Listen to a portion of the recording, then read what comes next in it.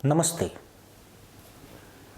क्या दुनिया का सबसे अमीर सुल्तान अब पाई पाई को मोहताज होने वाला है?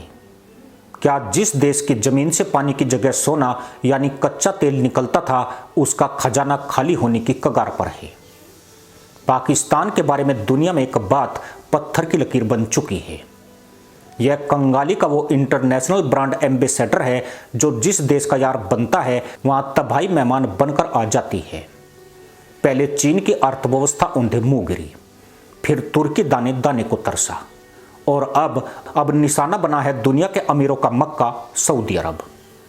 खाड़ी के सबसे रईस मुल्क में अचानक पैसे की भयंकर तंगी क्यों होने लगी है? और सबसे बड़ा ट्विस्ट देखिए, जब सऊदी अरब खुद अपने सबसे बुरे दौर से गुजर रहा है, ठीक उसी वक्त पाकिस्तान के वजीर आजम शहबाज शरीफ और उनके फील्ड मार्शल आसिम मुनीर फिर से रियाद में भीख का कटोरा लेकर पहुंच गए हैं। लेकिन इस बार सऊदी अरब में ऐसा भयानक धमाका हुआ है जिसने पूरी दुनिया के होश उड़ा दिए हैं। ऐसा क्या हुआ है रियाद पहुंचते ही? जानने के लिए वीडियो का एक सेकंड भी मिस मत करना। कहानी में सस्पेंस तब गहरा गया जब शहबाज मुनीर की जोड़ी के सऊदी पहुंचने से ठीक पहले रियाद से एक खुफिया अल्टीमेटम लीक हुआ। खबरों की माने तो सऊदी अरब ने पाकिस्तान को साफ साफ 30 दिन का अल्टीमेटम थमा दिया था। शर्त क्या थी? सऊदी ने कहा था, अगर हमारी खैरात पर पलना है तो उस डिफेंस पैक्ट का पालन करो जिसमें लिखा था कि सऊदी पर हमला यानी पाकिस्तान पर हमला। लेकिन जैसे ये दोनों इंटरनेशनल भिखारी अपनी किस्मत चमकाने रियाद की धरती पर उतरे, वैसे ही यमन के खतरनाक हूती विद्रोहियों ने सऊदी अरब पर एक के बाद एक कई मिसाइलें और सुसाइड ड्रोन दाग दिए। इस भीषण हमले में 1 दर्जन से ज्यादा लोग गंभीर रूप से घायल हो गए और मजे की बात यह है कि घायलों में एक पाकिस्तानी मुल्ला भी शामिल था जिसे पाकिस्तान के सोशल मीडिया पर जाहिल कहकर कोसा जा रहा है। पर असली खेल तो इसके बाद शुरू हुआ। हूती के इस हमले ने सऊदी की उस नस पर हाथ रख दिया जहां से उसकी सांसें चलती है। आखिर हूती ने सऊदी को रोजाना कितने अरब डॉलर का चूना लगाना शुरू कर दिया है? आंकड़ों का वो गणित आगे देखिए। हूती विद्रोहियों ने सिर्फ मिसाइलें नहीं दागी बल्कि समंदर के रास्ते सऊदी अरब की ऐसी आर्थिक नाकेबंदी कर दी है कि सऊदी का तेल निर्यात पूरी तरह थर्रा गया है। सऊदी अरब जो दुनिया का सबसे बड़ा कच्चे तेल का निर्यातक है, उसका तेल जहाजों में ही सड़ रहा है क्योंकि हूती के डर से लाल सागर में जहाजों के पहिए थम गए हैं। इस समुद्री नाकेबंदी के कारण सऊदी अरब को हर दिन अरबों डॉलर का भारी नुकसान हो रहा है। लेकिन सऊदी अरब की बर्बादी की कहानी सिर्फ हूती के बारूद तक ही सीमित नहीं है। असली खेल तो ग्लोबल मार्केट में हो चुका है। दुनिया भर में इलेक्ट्रिक वाहनों की तूफानी सफलता और बढ़ती मांग ने सऊदी प्रिंस की रातों की नींद और दिन का चैन पूरी तरह उड़ा दिया है। जिस तेल के दम पर सऊदी दुनिया को अपनी उंगलियों पर नचाता था, आज उसी कच्चे तेल की वैश्विक मांग में लाखों बैरल प्रतिदिन की भारी गिरावट दर्ज की जा रही है। चीन, अमेरिका और यूरोप जैसे बड़े बाजारों में हर दूसरी गाड़ी इलेक्ट्रिक हो रही है, जिससे सऊदी के तेल कारोबार की रीढ़ की हड्डी टूट चुकी है। विशेषज्ञों का मानना है कि ईवी की इस क्रांति ने सऊदी के मुख्य तेल राजस्व को सीधे तौर पर अरबों डॉलर का झटका दिया है और यही वजह है कि सऊदी का शाही खजाना अब तेजी से खाली होने की कगार पर पहुंच गया है। इतना ही नहीं, ईरान और हूती के इस चौतरफा चक्रव्यूह और हमलों की आशंका को देखकर विदेशी निवेशक और बड़ी बड़ी मल्टीनेशनल कंपनियां सऊदी अरब से अपना बोरिया बिस्तर समेटकर भाग रही हैं। सऊदी की मुख्य कमाई 2 ही चीजों पर टिकी थी, एक ऑयल और दूसरा विदेशी निवेश। लेकिन आज की कड़वी सच्चाई यह है कि सऊदी की तेल से होने वाली कमाई और निवेश में 30% से ज्यादा की भारी गिरावट आ चुकी है। सऊदी का शाही खजाना जिसे कभी अक्षय पात्र समझा जाता था, वो अब तेजी से खाली हो रहा है। पर क्या सऊदी वाकई कंगाल हो रहा है? चलिए इसके लिए सऊदी की जीडीपी और व्यापार के असली और पुख्ता आंकड़े देखते हैं जो कोई आपको नहीं बताएगा। अब आते हैं सबसे बड़े आंकड़ों पर ताकि आपको समझ आए कि खेल कितना बड़ा है। अगर हम साल 2026 के ताजा आंकड़ों की बात करें तो सऊदी अरब की नॉमिनल जीडीपी करीब 1.389 ट्रिलियन यानी लगभग 1,39,000 करोड़ डॉलर के आसपास आकी गई है। कहने को तो यह दुनिया की 18वीं 19वीं सबसे बड़ी अर्थव्यवस्था है, लेकिन पर्दे के पीछे की कहानी डरावनी है।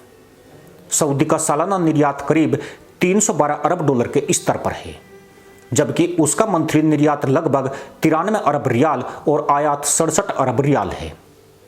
वैसे तो सऊदी अरब के पास अभी भी करीब 26 बिलियन रियाल का ट्रेड सरप्लस है, लेकिन दिक्कत यह है कि इसका व्यापार बढ़ नहीं रहा, बल्कि हूती और ईरान के हमलों के कारण बुरी तरह घट रहा है। विशेषज्ञों का कहना है कि सऊदी को अपना बजट बराबर रखने और घाटे से बचने के लिए कच्चे तेल की कीमत कम से कम 90 डॉलर प्रति बैरल चाहिए, लेकिन अंतर्राष्ट्रीय बाजार में तेल की कीमतें गिरने और सप्लाई चेन टूटने से सऊदी का बजट घाटा रिकॉर्ड स्तर पर पहुंच गया है। जब खुद सऊदी अरब बजट घाटे से जूझ रहा है तो उस पर कुल कर्ज कितना है और इस कर्ज के बीच पाकिस्तान ने उसे कैसे लूटा, अगली जानकारी आपके होश उड़ा देगी। जो देश दुनिया को कर्ज बांटता था, आज वो खुद कर्ज के दलदल में धंसता जा रहा है। नेशनल डेट मैनेजमेंट सेंटर के आधिकारिक आंकड़ों के अनुसार सऊदी अरब का कुल सरकारी कर्ज 1667 बिलियन सऊदी रियाल यानी करीब 444 अरब डॉलर के सर्वकालिक उच्च स्तर को पार कर चुका है। सऊदी का कर्ज इतनी तेजी से बढ़ रहा है कि खुद दुनिया के बड़े बड़े अर्थशास्त्री हैरान हैं। प्रिंस सलमान का जो ड्रीम प्रोजेक्ट है विजन 2030, जिसके तहत वो रेगिस्तान में 1 ट्रिलियन डॉलर की लागत से न्योम जैसा आधुनिक शहर बना रहे थे, पैसे की भारी तंगी और बढ़ते बजट घाटे के कारण उस प्रोजेक्ट के कई कामों को या तो रोकना पड़ा है या उनकी रफ्तार धीमी करनी पड़ी है। यानी सऊदी अरब कंगाल तो नहीं हो रहा, क्योंकि उसकी अर्थव्यवस्था के बुनियादी ढांचे मजबूत है, लेकिन वह एक बहुत ही गहरे और अभूतपूर्व वित्तीय संकट में जरूर फंस गया है। अब जरा सोचिए, जो देश खुद अपनी मेगा सिटीज के प्रोजेक्ट्स को रोकने पर मजबूर है, उससे पाकिस्तान ने अब तक कितना पैसा ऐंठा। चलिए पाकिस्तान की उस लूट की क्रोनोलॉजी को समझते हैं। अब बात करते हैं उस परजीवी देश की जिसने सऊदी अरब को अपना पर्सनल एटीएम बना रखा है।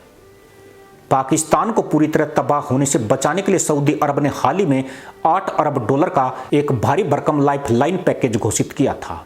इस पैकेज का पूरा गणित समझिए। सऊदी अरब ने 3 अरब डॉलर का एक एडिशनल डिपॉजिट पाकिस्तान के सेंट्रल बैंक में रखा है। पहले से दिए गए 5 अरब डॉलर के पुराने कर्ज के रोल ओवर को और आगे बढ़ा दिया है, ताकि पाकिस्तान को तुरंत पैसा न चुकाना पड़े। इसके अलावा सऊदी के वित्त मंत्रालय ने सीधे 2 अरब डॉलर की नगद मदद पाकिस्तान के विदेशी मुद्रा भंडार को बढ़ाने के लिए दी है। लेकिन पाकिस्तान इस पैसे का करता क्या है? क्या वो इससे अपनी फैक्ट्रियां लगाता है? बिल्कुल नहीं। पाकिस्तान इस पैसे का इस्तेमाल संयुक्त अरब अमीरात और चीन के पुराने और महंगे कर्जों की किस्तें चुकाने के लिए करता है। मतलब सऊदी से भीख मांगो और यूं व चीन को दे दो। सऊदी अरब अब यह बात अच्छी तरह समझ चुका है कि पाकिस्तान को पैसा देना यानी ब्लैक होल में पैसा डालना है। इसलिए रियाद ने अब साफ कह दिया है कि नो मोर इजी मनी। लेकिन इस पूरे ड्रामे के पीछे जो सबसे बड़ा विलेन है वो है मिडिल ईस्ट का युद्ध। ईरान समर्थित हूती विद्रोहियों और ईरान के साथ बढ़ते तनाव के कारण सऊदी अरब को अब तक सैकड़ों अरब डॉलर का प्रोक्स और अप्रोक्स नुकसान हो चुका है। विदेशी निवेश में 30% की गिरावट, तेल सप्लाई ठप होने से रोजाना का भारी घाटा और अपनी सुरक्षा के लिए हथियारों की खरीद पर खर्च होने वाला अरबों डॉलर, इस सब ने सऊदी की कमर तोड़ दी है। सऊदी को अपनी रक्षा के लिए पाकिस्तान जैसे देशों से सैनिक और फाइटर जेट्स बुलाने पड़ रहे हैं, जिसके बदले पाकिस्तान हर महीने सऊदी से मोटी रकम वसूलता है। पूरा सच यह है कि सऊदी अरब अब कंगाल तो नहीं हो रहा है, लेकिन पाकिस्तान की मनूस एंट्री और ईरान हूती के हमलों ने खाड़ी के सबसे अमीर सुल्तान की रातों की नींद और दिन का चैन जरूर उड़ा दिया है। अब देखना यह है कि क्या शहबाज और आसिम मुनीर की जोड़ी सऊदी को पूरी तरह डुबाकर ही दम लेगी, या सऊदी अरब पाकिस्तान का कटोरा हमेशा के लिए तोड़ देगा। इसी के साथ अनुमति दोस्तों, जय हिंद, वंदे मातरम।